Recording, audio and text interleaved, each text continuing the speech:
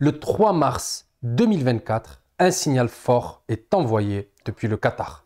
La marocanité du Sahara est affirmée haut et fort par le ministre des Affaires étrangères qatari lors du CCG. Le Maroc, du coup, consolide sa place au sein du Conseil de coopération du Golfe, en arabe Majlis Ta'aoun ad-Dawal Khalij al-Arabiya. C'est donc un message également à ses ennemis, à ses adversaires, que le royaume marocain chérifien n'est pas isolé, mais soutenu dans ce conflit artificiel alimenté de l'extérieur. Dans cette chaîne, on ne se contente pas de survoler les infos. On creuse, on questionne, on analyse ensemble ce qui se trame vraiment derrière ces alliances, ces stratégies marocaines et les mouvements de ceux qui se positionnent contre ou avec le royaume du Maroc. Car malgré ces relations amicales, exceptionnelles entre le Maroc et les pays arabes, les échanges entre Rabat et le marché du Golfe demeurent faibles par rapport aux relations entre le Maroc et l'Union européenne. Donc il faut se demander pourquoi. Il y a deux points principaux, deux réponses qu'on peut apporter et qu'on va essayer d'analyser dans cette vidéo. Tout d'abord, les pays du Golfe ont longtemps souffert d'absence de diversification économique. Pour ce qui est du Maroc, un marché intérieur marqué par des inégalités régionales pour les investissements publics et privés. Voilà donc ce qu'on va déchiffrer ensemble dans cette vidéo. Tout d'abord, il est clair que le royaume du Maroc a la volonté de préserver ses alliances avec ses États arabes. Il y a une réelle stratégie marocaine pour ce qui est du marché du Golfe et pour cette région, donc des pays comme l'Arabie Saoudite, les Émirats, le Qatar, la Jordanie entretiennent des relations anciennes, stables avec le Maroc. C'est indéniable. Ces États arabes mènent une diplomatie audacieuse et une stratégie de diversification économique remarquable, notamment depuis une dizaine d'années. Donc ce sont des partenaires précieux pour le Maroc, car contrairement à l'Espagne, à la France ou à Israël, ce sont des pays arabes, ce sont des pays qui partagent une certaine civilisation avec le Maroc. On partage l'islam, la langue, l'histoire. Le Maroc entretient donc également des relations saines et stables avec ces pays depuis plusieurs décennies. Il y a des projets économiques et industriels qui existent entre le Maroc et les États du Golfe. Les Émirats de Bin Ziyad entretiennent une relation sécuritaire avec le Maroc, une relation stratégique. On l'a vu dernièrement avec le déplacement de Mohamed Sadis, Allah Yansuro, à Abu Dhabi. Avec la fourniture d'équipements militaires sophistiqués comme les Mirages français. Également, une relation industrielle et technologique avec les Émirats arabes unis. Malgré tout, les relations commerciales demeurent faibles. Pourquoi le Maroc privilégie-t-il des liens commerciaux étroits avec l'Espagne et la France plutôt qu'avec ses frères arabes partageant pourtant langue et culture? La réponse n'est pas si simple. Premièrement, l'histoire.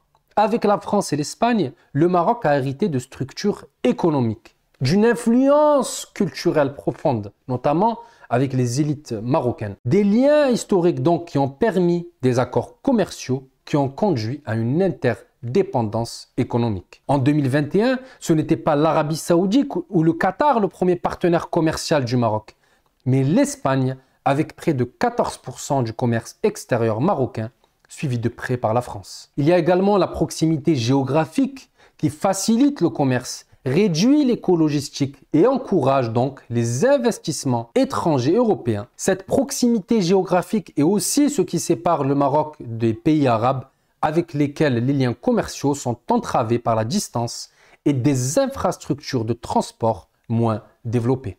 Deuxième point et deuxième réponse, le pragmatisme marocain en matière de politique étrangère favorise les alliances économiques qui stimulent sa croissance et son développement. Ces États arabes, pour des raisons géographiques mais aussi de diversification économique et donc de souveraineté, se sont éloignés des USA, privilégiant une intégration aux BRICS et même un apaisement des relations avec la Syrie de Bachar el-Assad. Le Maroc, lui, a tissé de nouvelles relations avec l'Espagne, dernièrement avec la France et avec Israël, des pays toujours autant décriés et bannis dans les salons de Riyad. D'autant plus que ces États arabes n'ont pas encore concrétisé leur diversification de leur marché, contrairement aux sociétés européennes qui sont développées et modernes. Face à cette réalité, le Maroc a imposé une stratégie de pont entre l'Afrique et l'Europe pour attirer les investissements européens anglo-saxons dans des secteurs clés tels que l'automobile, l'aéronautique, principalement de la part de la France et de l'Espagne. Donc, pour renforcer la relation entre les États arabes et le Maroc et faire de l'Arabie Saoudite ou du Qatar le premier partenaire commercial du Maroc à la place de Paris ou Madrid, cela passe par un développement industriel et macroéconomique au Maroc et dans les pays du Golfe, donc moins de dépendance au marché asiatique, européen ou anglo-saxon. Quelle doit être donc la stratégie du royaume chérifien pour arriver à cet objectif? Premièrement, le Maroc doit miser sur sa position géostratégique unique.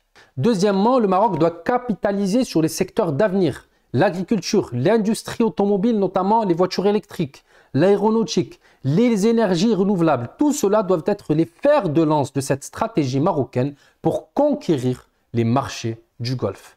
Dans ce contexte, le Maroc, grâce à sa stabilité, est un Eldorado pour les investisseurs du Golfe. Mais des efforts sont encore à réaliser, comme on en a parlé, dans la formation universitaire, mais également dans les infrastructures logistiques. Je ne le répéterai jamais assez, mais tout l'est du Maroc et une partie du sud n'est pas du tout industrialisé. Il y a donc un déséquilibre monstre entre les grandes villes portuaires d'Arbeda, Tanger, Mohammedia, Knetra, Rabat et le Moyen Atlas, le Maroc de l'intérieur, le Tafilelt ou encore la région de Tsaza qui sont quasiment laissés à l'abandon. C'est un frein énorme pour les investissements des pays du Golfe. C'est un frein pour le développement économique du royaume, un développement qui pourra faire du Maroc un partenaire majeur en Europe et un partenaire vital dans le Golfe arabe. Donc ce sommet des États arabes, cette prise de position du Qatar pour ce qui est du Sahara marocain, doit nous faire réfléchir, doit vous faire réfléchir sur la place du Maroc dans le monde arabe, sur la place du Maroc au sein du marché du Golfe et des pays arabes, qui est un marché prometteur au vu de la politique menée